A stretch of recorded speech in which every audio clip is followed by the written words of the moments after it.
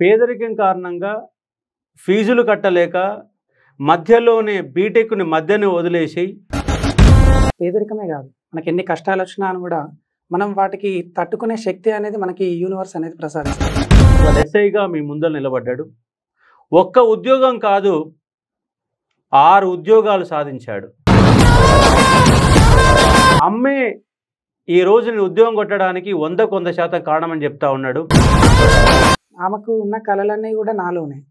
నేను ఒకటి ఉద్యోగం కొట్టాలనే నాకు ఒక సంకల్పం కూడా అమ్మ ద్వారా. ఒక విధంగా యూనివర్సిటీని నిలబెట్టింది అనుకోవచ్చా? ఎందుకంటే నాకు బేసిక్ పునాది పడింది అక్కడనే. కాంపిటేటివ్ వాతావరణం అంటే ఏంటి, చాలా రకాల వ్యక్తులు మన ఉస్మానియా యూనివర్సిటీలో చూస్తాము. చాలా మంచి అంకిత భావంతో ఉంటారు. ఫైనల్గా అశోక్ అకాడమీ గురించి ఏం చెప్తారు? అశోక అకాడమీ అనేది one of the great academy. ఎందుకంటే మీలాంటి సార్ ఇక్కడ డైరెక్టర్గా ఉన్నారు అని అంటే అనేక అంశాల మీద మీరు విద్యార్థుల తరఫున మాట్లాడుతూ ఉంటారు. నమస్తే, నేను Ashok Kumar. Welcome to Ashok academy.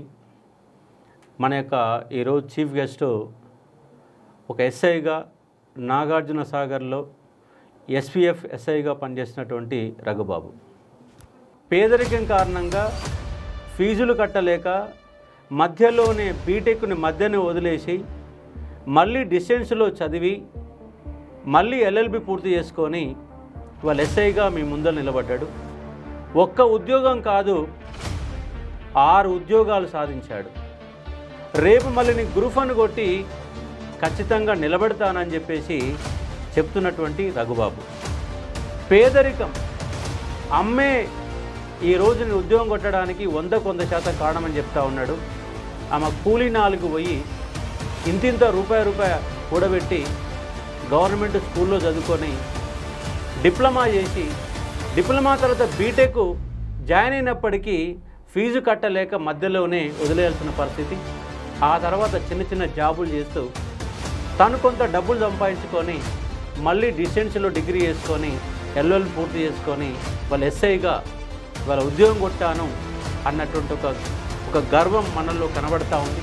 అంతేకాదు రేపు 16వ తారీఖు నాడు మనోడి యొక్క వివాహం నిశ్చయమైంది, పెళ్ళి కూడా చేసుకుంటున్నాడు. ముందుగా మీకు పెళ్ళి కంగ్రాచులేషన్ చెప్తా ఉన్నాను. మనం రఘుబాబుని ఇప్పుడు ఇంటర్వ్యూ చేసే ప్రయత్నం చేద్దాం. ఎందుకంటే చాలామంది డబ్బులు లేవని, పేదరికం అడ్డొస్తుందని, ఉద్యోగం రాలేదని నీరసపడే వాళ్ళకి ఒక ఉత్సాహాన్ని ఇవ్వడానికి మన రఘుబాబు మనం ముందున్నాడు.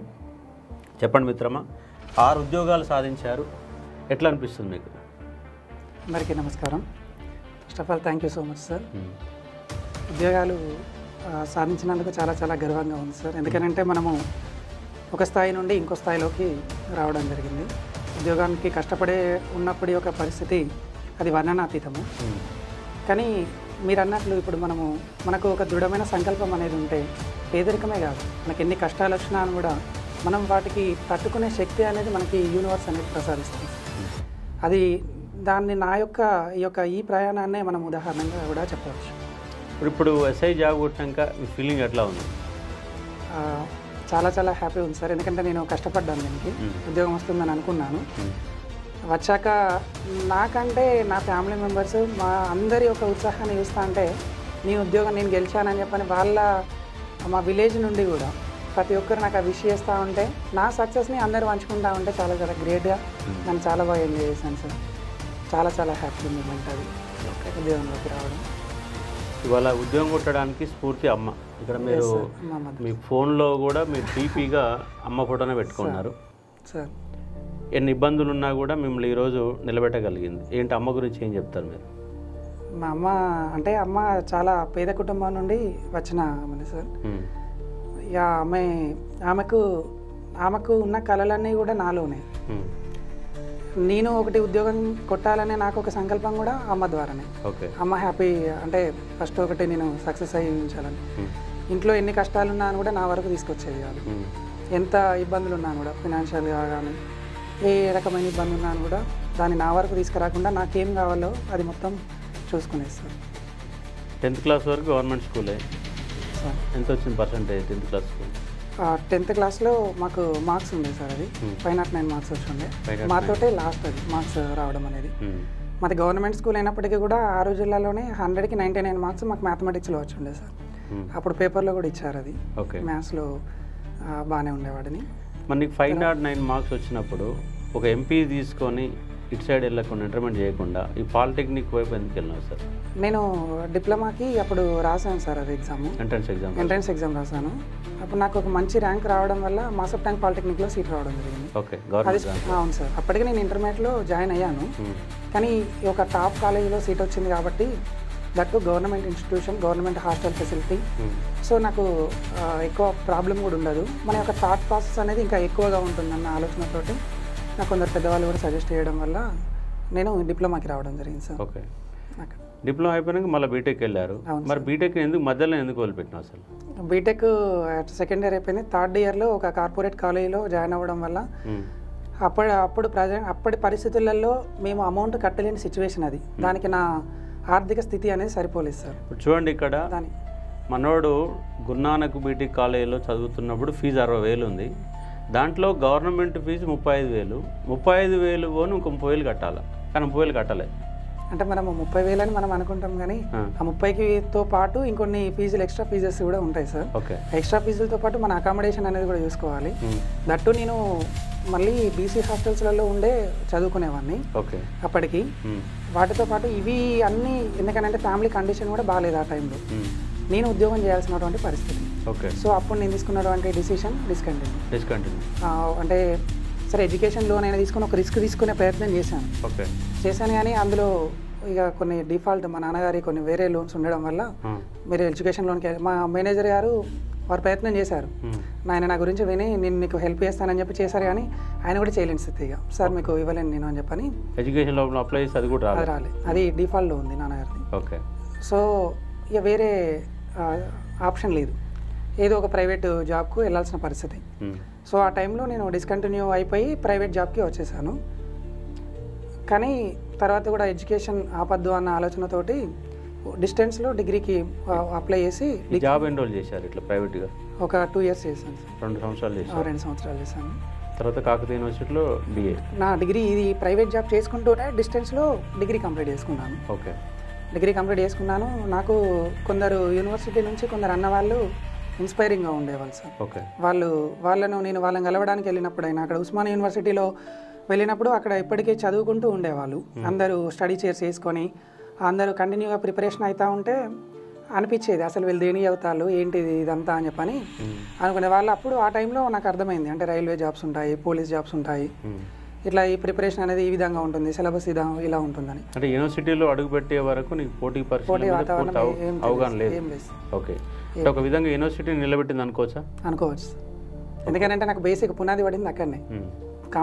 కాంపిటేటివ్ వాతావరణం అంటే ఏంటి, చాలా రకాల వ్యక్తులు మన ఉస్మానియా యూనివర్సిటీలో చూస్తాము, చాలా మంచి అంకిత భావంతో ఉంటారు. మనకి ఇట్లా ఇది ఏంటి అని అంటే మనకు మంచి ఒక దారి అనేది చూపిస్తారు.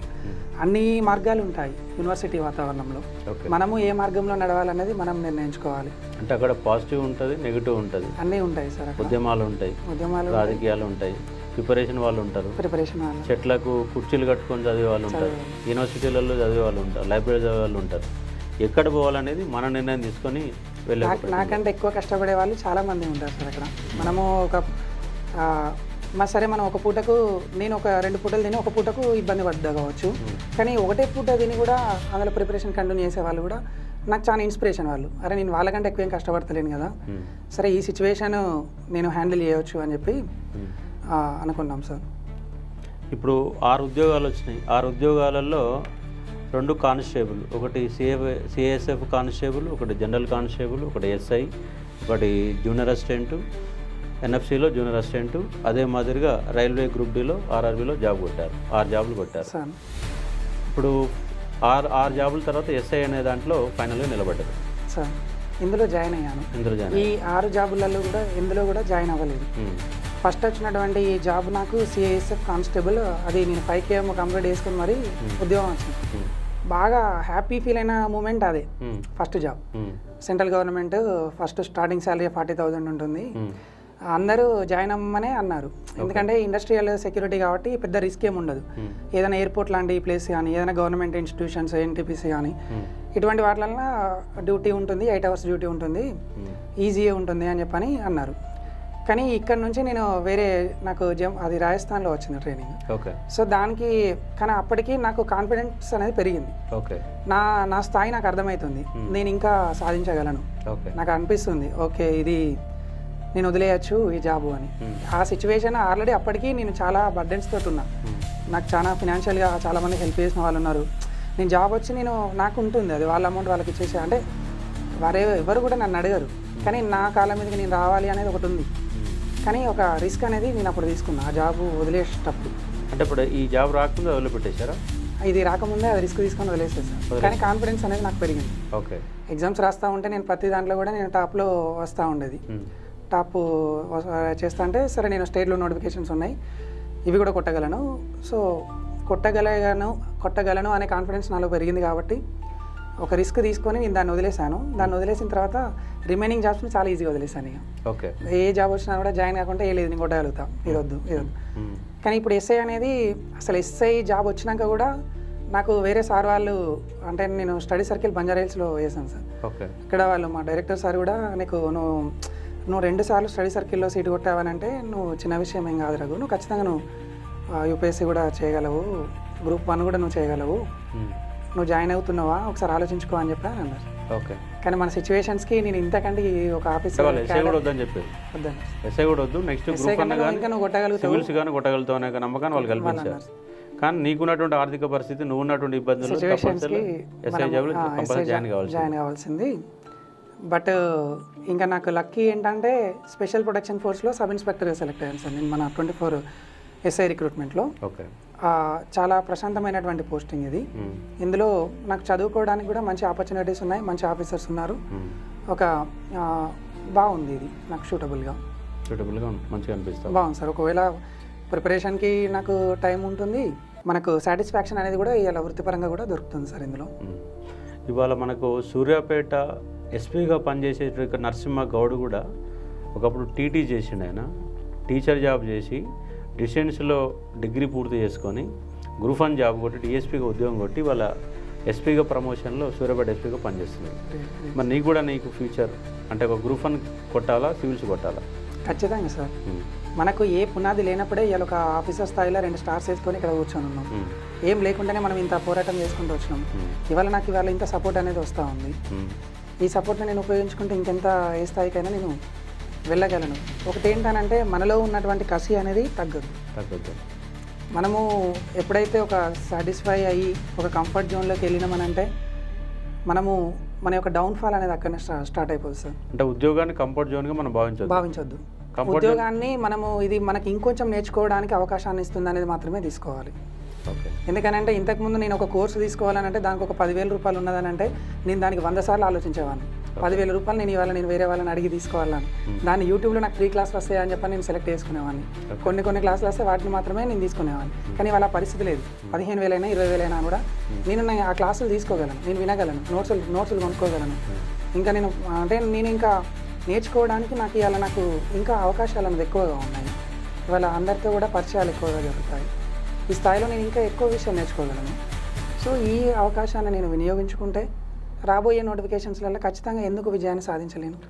ఇప్పుడు ఇంకోటి అంశం ఏంటంటే ప్రిపరేషన్ జరిగేటప్పుడు సార్ 8 గంటలు చదవాలా, 10 గంటలు చదవాలా, 12 గంటలు చదవాలా, ఎన్ని గంటలు చదవాలా, ఏ టైంలో చదవాలా, పొద్దుగాల చదవాలన్నా, నైట్ చదవాలన్నా, పొద్దుగాల 4ంటికే కంపల్సరీ నిద్రలేసి చదవాలా అన్నటువంటి విద్యార్థులకు అపోవాలి. ఎందుకంటే చాలామందికి వచ్చి అపోవాలి. అది ఏ టైంలో చదవాలనేది ఒక కాన్సెప్ట్ అయితే, ఎన్ని గంటలు చదవాలనేది రెండో కాన్సెప్ట్ అయితే, నిజంగా సబ్జెక్టు నేర్చుకోవాలన్నటువంటి ఉత్సాహం ఉంటే ఎంత టైంని ఏ టైంకి కేటాయిస్తే బాగుంటుందంట. అది ఈ టైము మేనేజ్మెంట్ అనేది పర్సన్ టు పర్సన్ అనేది చేంజ్ అవుతుంది. ఒక మనిషికి వర్తించే టైం టేబుల్ అనేది అందరికి అలా వర్తిస్తుందా అని అనుకోవద్దు అసలు. ఎందుకు అని అంటే నా వ్యూలో ఇప్పుడు నన్ను చాలామంది మెయిన్స్ ఎగ్జామ్ ఉండి కూడా నువ్వు మధ్యాహ్నం పడుకుంటున్నావు, నువ్వు అసలు ఎందుకు అంత నెగ్లెక్ట్ చేస్తున్నావు ఎస్ఐ మెయిన్స్ అని చెప్పని నన్ను చాలామంది అన్నారు. కానీ నాకు తెలుసు, నేను ఎందుకనంటే చదివింది మనకు డైజెస్ట్ అవ్వాలంటే బాడీకి రెస్ట్ ఉండాలి. నేను నాకు ఫుడ్ కరెక్ట్ ఉండాలి, కరెక్ట్ టైం టేబుల్ మెయింటైన్ చేసేవాడిని. ఈ మనం 16 గంటలు చదివినామా ఎన్ని గంటలు చదివినామా మనకు అర్థమైంది. ఇప్పుడు ఏ సబ్జెక్ట్కి ఎంత కేటాయించాలి. నేను మ్యాథ్స్లో స్ట్రాంగ్ ఉండే వ్యక్తిని. సో నేను మ్యాథ్స్కి నేను డైలీ 3-4 అవర్స్ నేను కేటాయిస్తే వేరే ఆల్రెడీ నేను సబ్జెక్టులలో తక్కువ ఉన్న వాటిని నేను అన్యాయం చేసిన వాటే. ఫస్ట్ మనకు ఆ సిలబస్ కాపీ అనేది ముందు పెట్టుకొని ఆ సిలబస్ను ప్రతిరోజు చూసుకోవాలి. సిలబస్ మీద పూర్తి ఐడియా ఉండాలి. ఇంకొకటి చాలామంది ఏం చేస్తారనంటే 10 మార్కులు ఉండేదానికి ఎక్కువ వాల్యూ ఇస్తుంటారు. దాని ప్లేస్లో 70 మార్క్స్ ఉండేదానికి జస్ట్ కంప్లీట్ చేసుకున్నా నాకు సిలబస్ అయిపోయింది అని చెప్పని అనుకుంటారు. కానీ 70 మార్క్స్ ఉన్నదానికి డిఫరెంట్ డైమెన్షన్స్ అనేది వస్తూ ఉంటాయి. సో మనకి ఎక్కువ మార్క్స్ ఎక్కువ ఉన్నాయి, దాన్ని డిఫరెంట్ డైమెన్షన్స్లలో చదవాలి. ఈ 10 మార్క్స్ ఉన్నదాన్ని జస్ట్ సిలబస్ కంప్లీట్ చేసుకుని వదిలేసి అయిపోద్ది. వీడు వేరే డైమెన్షన్లోకి వెళ్ళి ఇచ్చినా అని కూడా అది దాని పరిధి 10 మార్క్స్ వరకే. సో ఇవాళ గ్రూప్ 2లో కూడా అదే జరుగుతూ ఉంది. ఇప్పుడు ఎకానమీ 150 మార్కులు ఉన్నది, ఉద్యమ చరిత్ర 150 మార్కులు ఉంది, థర్డ్ పేపర్ 150 మార్కులు ఉంది. కానీ సబ్జెక్టు కొంచెం ఇబ్బంది పెడుతున్న కాన్సెప్ట్లలో మొత్తం ఎకానమీ కూర్చుంటున్నారు, మిగతాన్ని లాస్ చేసుకుంటున్నారు. దాంతో ఏమవుతుంది, ఎకానమీలో నీకు 100 దాటకపోగా మిగతా పేపర్లు కూడా లాస్ అయ్యే ఒక పరిస్థితి ఏర్పడుతుంది. అంటే మనం సిలబస్ అనే దాని మీద కంప్లీట్గా ఒక అవగాహన ఉండాలి. ఎగ్జామ్స్ ట్రెండ్స్ మీద ఒక ఐడియా అనేది ఉండాలి. ఇప్పుడు ఎకనామీ మీద వాళ్ళు ఎంతగానో చదివినా కూడా 150కి 140 అయితే స్కోర్ చేయలేరు. ఎందుకంటే ఎకనామీ అనేది డైనమిక్ సబ్జెక్ట్. అది డిఫరెంట్ డైమెన్షన్స్ ఎక్కువ ఉంటాయి. దానికి కరెంటు అడుగుతారు, దాన్ని ఎలా అయినా లింక్ చేయవచ్చు. కానీ తెలంగాణ మూమెంట్ మీద ఒక అద్భుతమైన పట్టు సంపాదించడం అని అంటే దాంట్లో ఖచ్చితంగా 140 కొట్టడం ఈజీ. సో దాన్ని నమ్మకం, నువ్వు ఎకనామీ గట్టిగా చదివినా అని కూడా కొడతావా అని అంటే చెప్పలేము. దీంట్లో మనం భరోసా అయ్యొచ్చు. ఎందుకంటే దీంట్లో ఎంత తీసుకొని వచ్చినా నువ్వు ఒక పూర్తి స్థాయి అవగాహనతో ఉన్నావంటే మూమెంట్లో నువ్వు ఖచ్చితంగా నేను తీసుకొని వస్తా, హిస్టరీలో నేను తీసుకొని వస్తా అని నువ్వు చెప్పవచ్చు. కానీ పాలిటీలో నేను తీసుకొని వస్తా, అర్థమెటిక్లో నేను తీసుకొని వస్తా అని చెప్పలేము. ఆ టైం ఎగ్జామ్ టైంలో మన మైండ్ ఆ టైంలో మనం అనేది చెప్పలేము. అది డిఫరెంట్ డైమెన్షన్స్ ఎక్కువ ఎకనామీలో. ఇంకొకటి ఏంటంటే మనం ఆల్రెడీ ఎకనామీ స్టూడెంట్ అయితే ఇంకా ప్లస్సే. ఒకవేళ ఆల్రెడీ ఎకనామీ స్టూడెంట్ అయి ఉంటే ఆ ఎకనామీ నేను కంప్లీట్ చేసుకొని మూమెంట్లో వీక్ ఉండేదంటే మూమెంట్కి ఎక్కువ ప్రియారిటీ ఇవ్వాలి. మీకు అశోక్ సార్ క్లాస్ ఎంతవరకు ఉపయోగపడ్డా మీకు? చాలా అంటే చాలా. నాకు అశోక్ సార్ అని అంటే సార్ ఒక నిరుద్యోగ యువతకి తెలంగాణ రాష్ట్రంలో ఒక దేవుడు లాంటి వ్యక్తి. ఎందుకంటే ఇవాళ నేను ఎక్కడ కూడా ఏ ఇంటర్వ్యూ ఇవ్వలే, సార్ దగ్గర నుండి నాకు ఇన్విటేషన్ వచ్చిందనంటే సార్ నాకు ఈ అవకాశం ఇచ్చి దాదాపు ఒక 3 months అవుతుందా సార్, 2-3 months అవుతుంది. సార్ని కలవడానికి నేను వెయిట్ చేస్తూ ఉన్నా. ఎందుకనంటే ఆ సార్ని నేను ఎంతగానో అభిమానించే వ్యక్తి. ₹1కే సార్ కొన్ని వందల మెటీరియల్స్, కొన్ని వందల వీడియోలు యూట్యూబ్లో ఫ్రీగా ఉంచినటువంటి పర్సన్ సార్. అవి చాలా అమౌంట్ పెట్టి సబ్జెక్ట్ నేర్చుకోవాలి అనుకునే వాళ్ళకి ఆ సమయంలో కరెక్ట్ నోటిఫికేషన్ టైంలో మీరు ఇచ్చారు. ఉద్యోగం కొట్టిన ఎవరు కూడా మిమ్మల్ని మర్చిపోరు సార్. వాస్తవంగా మనకు రఘుబాబు నాకు ఎక్కడ పరిచయం అంటే నేను సాగర్కు పని మీద పోయాను, అక్కడ కానిస్టేబుల్కి నేను వస్తున్నాను చెప్పాను. కానిస్టేబుల్ ద్వారా తెలుసుకున్నటువంటి రఘుబాబు నన్ను వెతుక్కుంటూ వచ్చి నాకు సాగర్ మొత్తం కూడా చూపెట్టడం జరిగింది. అంటే ప్రత్యక్షంగా కూడా అసలు మన ఇద్దరికి ఎక్కడ పరిచయం కూడా లేదు, జస్ట్ ఆన్లైన్ ద్వారా మాత్రమే పరిచయం. అంటే నా తెలంగాణ మూమెంట్, నా తెలంగాణ హిస్టరీ క్లాస్. ఎందుకంటే ఎస్ఐ కానిస్టేబుల్ అంటే అందరూ మ్యాథ్స్కే ప్రయారిటీ ఇస్తున్నారు. అసలు మ్యాథ్స్ అనేది నిజంగా ఒక ఎస్ఐ కానిస్టేబుల్ నిర్ధారించడంలో మ్యాథ్స్ పాత్ర ఏందంటారు? అసలు మ్యాథ్స్ పాత్ర అసలు అంటే అది విమర్శనాత్మకంగా ఉంటుంది కావచ్చు. అంటే ఎగ్జామ్ కండక్ట్ చేసే వాళ్ళు మ్యాథ్స్ అనేది టఫ్ ఇస్తున్నారు. మ్యాథ్స్ టఫ్ ఇవ్వడం వల్ల అంటే మ్యాథ్స్లో స్కోర్ చేసిన వాళ్ళకి ఉద్యోగం వచ్చే పరిస్థితి. ఇప్పుడు జిఎస్ ఈజీ ఇస్తున్నారు. అసలు జిఎస్ యాక్చువల్గా రెండింటికి సమాన ప్రాధాన్యత అనేది ఇచ్చేది ఉంటే దానికి మ్యాథ్స్కి అనేది ప్రియారిటీ అనేది పెరగదు. మ్యాథ్స్ టఫ్ ఇవ్వడం వల్ల మ్యాథ్స్లో ఎవరైతే స్కోర్ చేస్తున్నారో వాళ్ళకే ఉద్యోగాలు వచ్చే పరిస్థితి అనేది వాళ్ళు కల్పిస్తూ ఉన్నారు. అంటే అది వస్తూ ఉంది, అది ఆటోమేటిక్గా. నాన్ మ్యాథ్స్ స్టూడెంట్కి మ్యాథ్స్ అనేది టఫే. ఇప్పుడు జిఎస్ ఇద్దరికి ఒకే రకంగా అనిపిస్తుంది, కానీ మ్యాథ్స్ అనేది డిఫరెంట్గా అనిపిస్తుంది. అసలు నిజంగా ఎస్ఐలో 200 మార్కులు జిఎస్ ఉంటే 200 మార్కులు మ్యాథ్స్ ఉంటుంది. మ్యాథ్స్కి నిజంగా 200 మార్కులు అవసరం అంటారు అసలు? అది నా పరిధి కాదు మాట్లాడడానికి. అంటే పరిధి కాదు కానీ అసలు అంటే అవసరమా అని అంటే వాళ్ళు టెక్నికల్ టీం వాళ్ళు, అది government decision. Police recruitment board వాళ్ళ యొక్క పవర్ అది. దాన్ని మనం అవసరమా అని అంటే చెప్పలేం కదా సార్. ఇక గ్రూప్ 2 ఉంది, గ్రూప్ 2లో సోషల్ బ్యాక్గ్రౌండ్ ఉన్నటువంటి సబ్జెక్ట్ ఉంది. అంటే గ్రూప్ 2 ఆఫీసర్, ఎస్ఐ ఆఫీసర్ కూడా సేమ్ క్యాడర్లో సొసైటీతో వీళ్ళు ఉంటుంది. అంటే ఒక ఎస్ఐగా పనిచేయాలంటే సొసైటీ మీద అవగాహన ఉండాలి, సొసైటీ మీద అవగాహన ఉండాలి. అంటే వాస్తవంగా మీరు చేసినటువంటి మ్యాథ్స్కి ఇది చేసే ఉద్యోగానికి సంబంధం కూడా ఏం కనపడదు. ఎందుకంటే కేసులు కానీ ఇవన్నీ కూడా చేంజ్ చేసేటప్పుడు ఇప్పుడు ఆడ ఏంది భారత రాజ్యాంగం చదవాలా సార్, దానికి సంబంధించినటువంటి కోర్టు సంబంధించినటువంటి లా చదవాలా, అదేది సిలబస్లో పెట్టకుండా తక్కువ ప్రయారిటీ ఇచ్చేసి 200 మార్కులటువంటి మ్యాథ్స్తోనే పట్టుకొని లాగి చివరికి ఆ వ్యవస్థ మీద అంటే ఒక ఎస్ఐకి మళ్ళీ బయటికి పోయినాక మళ్ళీ కొత్తగా నేర్చుకోవాల్సిన పరిస్థితి ఏర్పడింది. అంటే 200 మార్కులు అనే దాని మీద అసలు వాస్తవంగా నేను చర్చ పెట్టాలన్నట్టు ఒక ఉద్దేశంలో ఉన్నాను. ఆ నేపథ్యంలో మీరు ఈ క్వశ్చన్ అడగడం జరిగింది. No problem sir. అంటే నా ఉద్దేశం ఈడ నేను చెప్పదలుచుకున్నా. నా ఉద్దేశం ఏంటంటే ఒక 100 మందిలో మనం కొందరిని సెలెక్ట్ చేస్తాము అని అంటే మనము ఏ ఉద్యోగానికి అయితే సెలెక్ట్ చేస్తున్నామో దానికి తగ్గట్టే తీసుకోవాల్సినటువంటి అవసరం లేదు. 100 మందిలో తెలివైన వ్యక్తులను మనం తీసుకోవాలి. ఆ తెలివి ఇప్పుడు రీజనింగ్ బాగా చేసే వ్యక్తిని మనం ఎట్లా అంటాము, బాగా ఆలోచన పరిధి ఎక్కువ ఉంటుంది. జిఎస్ బాగా చేసే వ్యక్తిని ఏమంటాము, గుర్తుంచుకునే స్థాయి ఎక్కువ ఉంటుంది. మనకు కావాల్సిన వాళ్ళు కొందరు ఒక మంచి ఉన్నతమైనటువంటి వ్యక్తులు ఉన్న వాటిలలో ది బెస్ట్ని మనం సెలెక్ట్ చేసుకుంటాము. ఉద్యోగానికి సరిపోయే విధంగా వాళ్ళని మనం తయారు చేసుకుంటాము. ఇప్పుడు పోలీస్ ఉద్యోగానికి వీళ్ళు అవసరమా అని అంటే ఇప్పుడు బీటెక్ ట్రైనింగ్ మనం 1 year ఇస్తున్నాం కదా. ఎక్కువ మంది బీటెక్ పిల్లలు ఉన్నారు. ఇప్పుడు బీటెక్ పిల్లలు ఎస్ఐ కొడుతున్నారు. బీటెక్ ఉద్దేశం ఏంది, నువ్వు సాఫ్ట్వేర్కి వెళ్ళిపోవాలి. కానీ సాఫ్ట్వేర్ పోకుండా ఎస్ఐ ఉద్యోగానికి వచ్చి మిగతా వాళ్ళ అవకాశాలను మీరు లాక్కోవడమే కదా. అంటే మ్యాథ్స్కి వాళ్ళు జరుగుతున్నటువంటి పరిస్థితులలో ఇప్పుడు మ్యాథ్స్ స్టూడెంట్ ఉన్నాడు, బీటెక్ ఈ బ్యాక్గ్రౌండ్ ఉన్న వాళ్ళు ఎస్ఐ మొత్తం కొడతా ఉన్నారు. మరి బీకామ్ వాళ్ళు ఎటు పోవాలా, బైసెన్స్ వాళ్ళు ఎటు పోవాలా, బీఏ చేసిన వాళ్ళు ఎటు పోవాలి, వీళ్ళందరూ ఎటు పోవాలా? మరి ఎస్ఐ అంటే వాళ్ళకి వీళ్ళు నాట్ ఎలిజిబుల్ ఫర్ అని చెప్పేసి ఒక బోర్డు పెట్టేసి అయిపోతుంది కదా. అంటే ఇక్కడ ఎట్లా జరుగుతుంది అని అంటే ఇప్పుడు బీటెక్ వాళ్ళు మ్యాథ్స్ ఈజీ కానీ వాళ్ళకి జిఎస్ టఫ్ చేస్తుంది. వాళ్ళకి GS tough. BA arts background నుండి వచ్చిన వాళ్ళకు సోషల్ స్టడీస్ ఇది ఈజీ, జిఎస్ ఈజీ. వీళ్ళకి మ్యాథ్స్ టఫ్ కానీ వాళ్ళు జిఎస్ నేర్చుకోగలుగుతున్నారు. మరి గ్రూప్ 1 కూడా సివిల్స్ ఇప్పుడు ఐఆర్ ఆఫీసర్ సివిల్స్ ఉంది. మరి సివిల్స్ కూడా సగం మ్యాథ్స్ 2200 మార్కులలో 1000 మార్కులు మ్యాథ్స్ పెట్టేసి అయిపోతుంది కదా. అప్పుడు ఇంకా బాగా ఇంటెలిజెంట్ వాళ్ళు వస్తారు కదా.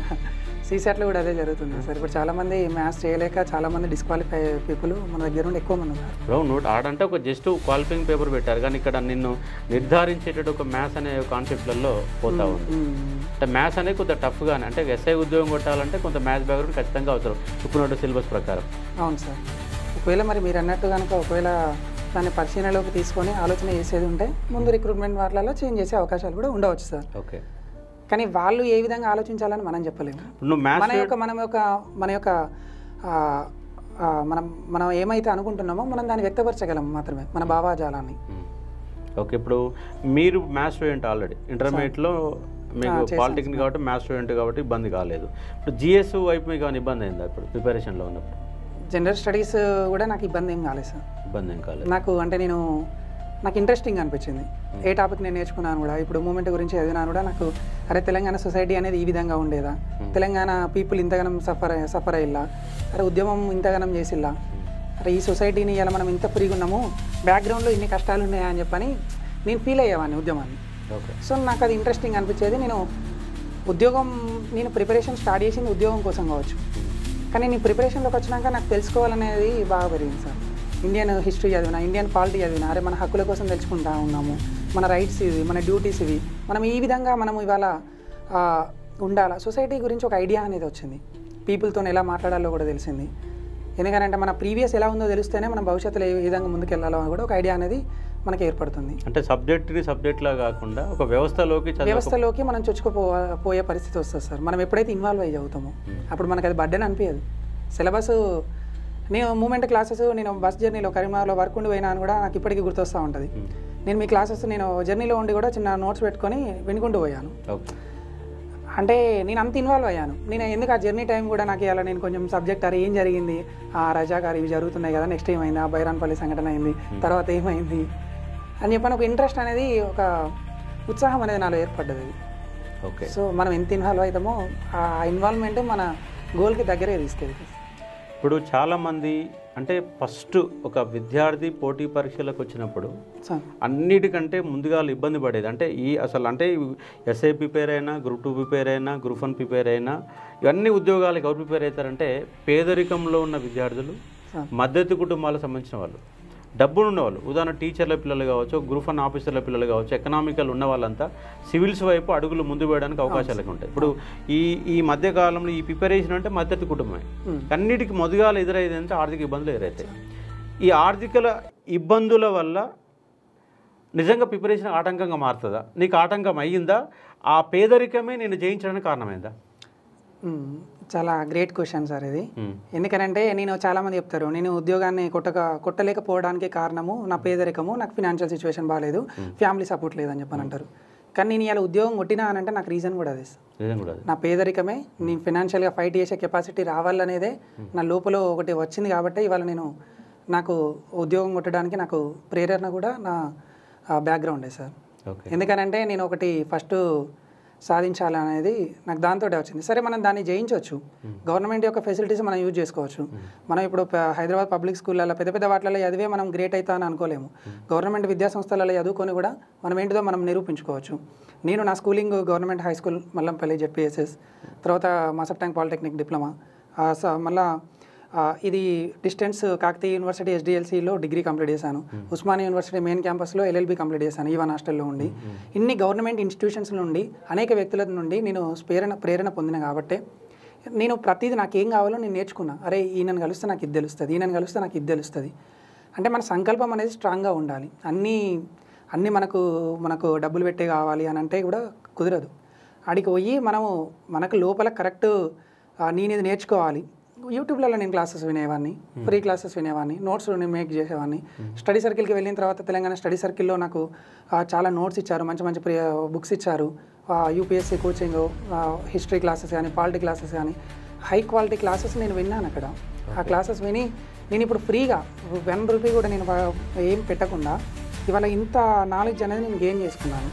ఎందుకనంటే నేను ఆలోచించాను, ఫస్ట్ నాకు అకామిడేషన్ కావాలి, ఉస్మాన్ యూనివర్సిటీలో సీట్ కావాలి, దానికి ఏం కావాలి, దానికి నేను ప్రిపేర్ అయ్యాను.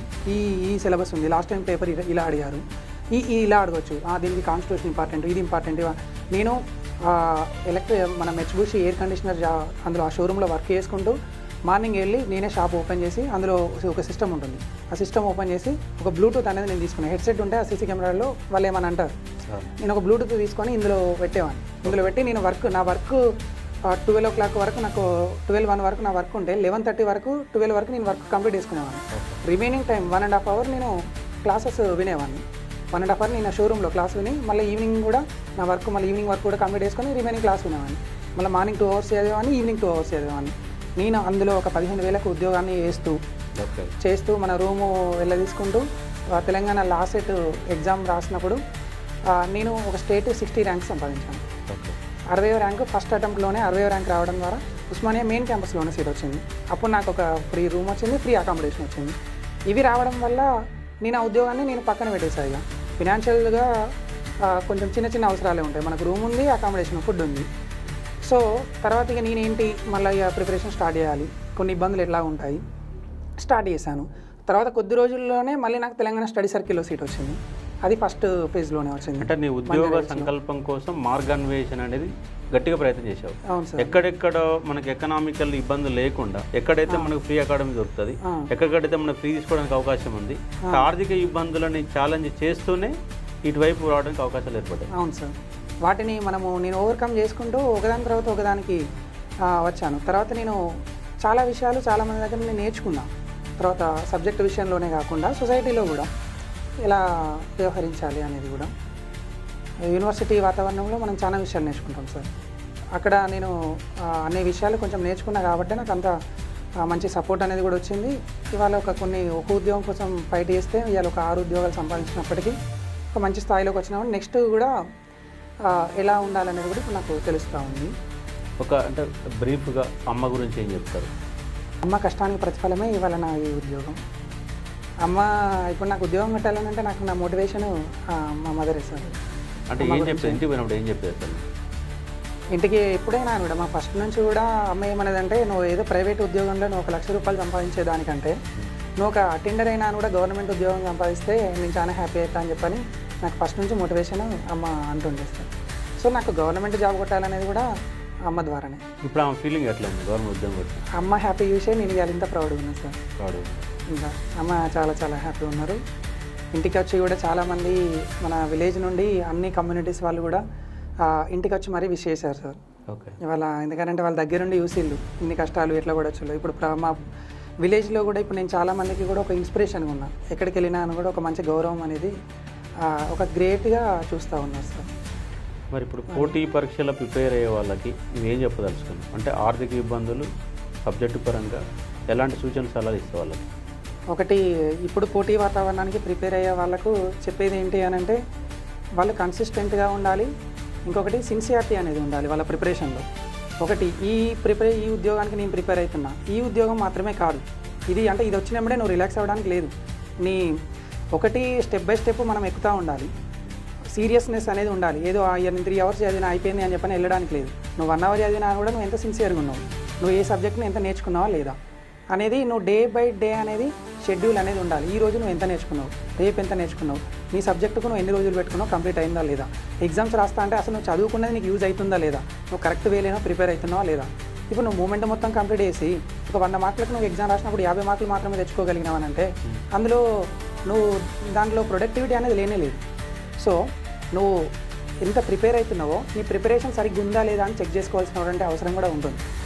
మనము ఎగ్జామ్స్ రాయాలి, ఎందుకనంటే ఎగ్జామ్కి మనము ఎంత గ్రో అవుతున్నామా లేదా అనేది సెల్ఫ్గా మనము చెక్ చేసుకోవాలి సార్. ప్రతిరోజు క్రాస్ చెక్లు ఉండాలి. మనము ఈ రోజు ఎంత నేర్చుకున్నాము, రేపు ఎంత నేర్చుకున్నాము, ఎల్లుండి ఏం నేర్చుకోవాలి, మనం నేర్చుకున్నది కరెక్ట్ వేలోనే ప్రిపేర్ అవుతున్నామా లేదా. చాలామంది ప్రిపేర్ అవుతారు, మొత్తం అన్ని సబ్జెక్టులు అయిపోయినాయి, అన్ని 2-3 సార్లు రివిజన్లు అయిపోయినాయి, కానీ ఒక్క జాబ్ వస్తలేదని అంటారు. అంటే వాళ్ళు రాంగ్ డైరెక్షన్లో ప్రిపేర్ అవుతున్నారని అర్థం. ఎగ్జామ్కి ఏం కావాలో అది చూస్తలేరు వాళ్ళు, ప్రీవియస్ ట్రెండ్స్ నుండి వెనక్కి వెళ్తున్నారు వాళ్ళు. ప్రజెంట్ ట్రెండ్స్ నుండి ఈ ఎగ్జామ్ ఇట్లా అడిగారు, ఈ ట్రెండ్. సో నెక్స్ట్ ఏ విధంగా అడగవచ్చు. మనము సబ్జెక్ట్ మీద పూర్తి అవగాహన వచ్చినప్పుడు అన్ని డైమెన్షన్స్లలో కూడా మనము ఆన్సర్ అనేది చేయగలుగుతాము. ఇంకోటి ఏంటంటే పిల్లలు చాలా మంది బుక్కులు పట్టుకొని చదువుతూనే ఉంటారు, గంటలు కూర్చుంటారు, కానీ కాన్సన్ట్రేషన్ అనేది కుదరదు. మరి కాన్సన్ట్రేషన్ పెరగాలంటే నువ్వు ఒక ప్రిపరేషన్లో బాగా సీరియస్ ప్రిపేర్ అయ్యి ఉద్యోగం కొట్టినటువంటి వ్యక్తి నీ కాన్సన్ట్రేషన్ పెంచుకోవాలంటే పిల్లలకి ఇచ్చే సలహా ఏంటంటే సార్, అది ఇప్పుడు మనము ఫిజికల్గా వర్కౌట్స్ గురించి చూసినప్పుడు ఆల్రెడీ ఒక 5 km రన్ చేసిన వ్యక్తిని ఒక 10 నిమిషాల నుంచి మనం ఇంకో 10 km కొట్టానంటే అది కరెక్ట్ పద్ధతి కాదు. ఒక 5 km చేసిన వ్యక్తిని మళ్ళీ ఒక 1 day రెస్ట్ ఇచ్చి కరెక్ట్ మంచి ఫుడ్ తీసుకోబట్టి మళ్ళీ మార్నింగ్ నువ్వు 10 km కొట్టానంటే ఎక్సలెంట్ పర్ఫార్మెన్స్ ఇస్తారు. మన బాడీకి ఎట్లయితే రెస్ట్ అవసరమో మన బ్రెయిన్కి కూడా అదే విధంగా రెస్ట్ అనేది అవసరం. మనము బ్రెయిన్ని స్ట్రెయిన్ చేసి ఒక సబ్జెక్ట్ మనం నేర్చుకుంటున్నాము అని అంటే అంతర్గతంగా అనేక హార్మోన్స్ అనేది మనకు వర్క్ చేస్తూ ఉంటాయి లోపల. సో మన బ్రెయిన్కి ఎంత మనము ఇస్తున్నామో ఇన్పుట్, దానికి రెస్ట్ డైజెస్ట్ కావడానికి కూడా రెస్ట్ కూడా ఇవ్వాలి. బ్రేక్స్ తీసుకొని చదవడం అనేది మంచి అలవాటు సార్. ఒక 2 hours నువ్వు సిన్సియర్గా ఒక 2 hours చదవగలుగుతావు. లేదు నాకు అంత ఓపిక ఉండదు, 1 hour 1.5 hour చదువుతా, నో ప్రాబ్లం. 1 hour నువ్వు సిన్సియర్గా చదివి ఒక 15 minutes బ్రేక్ తీసుకో, ఒక టీ తాగు, ఏం ఆలోచించకు, జస్ట్ అట్లా పడుకో, ఇట్లా కళ్ళు తెచ్చి ఏం చదువుకున్నావు ఒకసారి రివిజన్ చేసుకో, మళ్ళీ తర్వాత ఓకే కరెక్ట్ వేలో ఉంది ఇంకొంచెం చదువు. అట్లా బ్రేక్స్ తీసుకొని చదవడం అనేది మంచి అలవాటు సార్ ఇది. అంటే ఇది ఐడియల్గా ప్రతి ఒక్కరికి వర్తిస్తుంది. ఇది కంటిన్యూ ప్రిపరేషన్ అనేది ఎంకరేజ్ చేయాల్సినటువంటి విషయం కాదు, ఎందుకనంటే అవి ఓవర్ క్రాస్ అవుతూ ఉంటాయి. పిల్లలకి చాలా మోటివేషన్ క్లాస్ చెప్పేది ఏంటంటే ఒక 1 hour చదివినామంటే 10 నిమిషాలు కంప్లీట్గా బ్రేక్ తీసుకోవాలి, మళ్ళీ ఒక 1 hour తీసుకోవాలి. మధ్యాహ్నం పాటు తిన్నామంటే ఎమ్మటే బుక్ పట్టుకుంటే మళ్ళీ నిద్ర వస్తుంది. ఆ తిన్న టైంలో కొంచెం 2 గంటలు రిలాక్స్ అయ్యి మళ్ళీ 4-5 మొదలు పెడితే నైట్ 11 దాకా కూడా ప్రిపరేషన్ జరగడానికి అవకాశం ఉంటుంది. అంటే బ్రేక్ తీసుకుంటూ ప్రిపరేషన్ అయితే కరెక్ట్గా ఉంటుంది. అవును సార్. ఇప్పుడు కరెంట్ అఫైర్స్ అంటే కొన్ని మ్యాగజైన్స్ ఉంటాయి, ఒక్కొక్కరు 1 day చదివేవాళ్ళు సార్. 1 day చదివినా కూడా నేను ఆ మ్యాగజైన్ 3 hours చదివేవాడిని. ఎట్లా అని అంటే నేను పడుకునేవాడిని, మధ్యాహ్నం లంచ్ కంప్లీట్ అయిపోయిన తర్వాత ఒక 2 hours మినిమం పడుకొని తర్వాత ఒక టీ తాగిన తర్వాత ఈవినింగ్ స్టార్ట్ చేసి మళ్ళీ నేను ఇక చాలా సిన్సియర్గా ఉండేవాడిని. నేను ఫోన్ ఇట్లా ఏం చూడయ్యో, డైరెక్ట్ పక్కకు పెట్టేసి నేను 2 hours చదువుతున్నానంటే ఒక 2-3 hours నేను కంటిన్యూగా ప్రిపేర్ అయ్యేవాడిని. ఈవినింగ్ టైంలో నేను చాలా అంటే కొంచెం మంచిగా సిన్సియర్గా ఉండేవాడిని సార్. నేను అట్లా ఒక మ్యాగజైన్ కంప్లీట్ చేసి నేను మళ్ళీ చెక్ చేసుకునేవాడిని. నా ఫ్రెండ్కి ఇచ్చి అడిగేవాడిని ఆ క్వశ్చన్స్ ఏమన్నా అడిగానంటే వాళ్ళు కూడా మంచిగా సర్ప్రైజ్ అయ్యారు, అరే నువ్వు ఇంత తక్కువ టైంలో ఇవన్నీ ఎట్లా నేర్చుకున్నావని. అని అంటే నేను రెస్ట్ తీసుకునే టైంలో మంచి రెస్ట్ తీసుకునేవాడిని, తర్వాత నేను సిన్సియర్గా ప్రిపేర్ అయ్యేవాడిని. ఇంకోటి ఏంటంటే ఫస్ట్ మనం మాట్లాడుకున్నట్టు సిలబస్ మీద అవగాహన అనేది చాలా చాలా ఇంపార్టెంట్ సార్.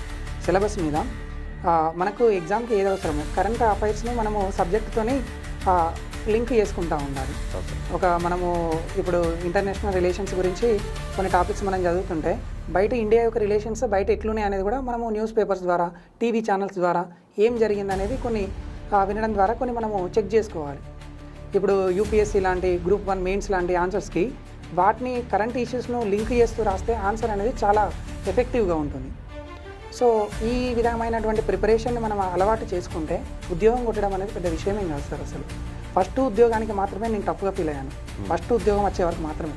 తర్వాత నేను ఎస్ఐ ఉద్యోగం కొట్టినప్పుడు కూడా అంత గ్రేట్గా ఏం అనిపించలేదు, ఇది కామన్ అని అనిపించింది. ఫస్ట్ ఉద్యోగం నేను చిన్న జాబ్ కొట్టినప్పటికి కూడా నేను చాలా గ్రేట్ ఫీల్డ్లో నేనున్నా. ఒక గవర్నమెంట్ ఉద్యోగం వచ్చింది అని నాకు తెలిసి ఇప్పుడు నేను నెక్స్ట్ నోటిఫికేషన్లో గ్రూప్ 1 కొట్టినా కూడా నాకు ఆ ఫీలింగ్ రాదు కావచ్చు, నా స్థాయి పెరుగుద్ది కావచ్చు. ఎందుకనంటే కష్టపడితే ఉద్యోగం సాధించడం పెద్ద విషయం కాదు అనే విషయాన్ని నేను నేర్చుకున్నాను, తెలుసుకున్నాను. ఫస్ట్ ఉండేది ఏంటది, గవర్నమెంట్ జాబ్ రావాలంటే అదృష్టం ఉండాలి. అదృష్టం నేను నమ్మను, కష్టపడి నేను అనేది అదే సార్, ఫస్ట్ ఉద్యోగానికి మాత్రమే. ఫస్ట్ ఉద్యోగం ఏమంటారు, గవర్నమెంట్ ఉద్యోగం రావాలంటే అదృష్టం ఉండాలి అని అంటారు కదా సార్, కానీ ఫస్ట్ ఉద్యోగం వరకు మాత్రమే.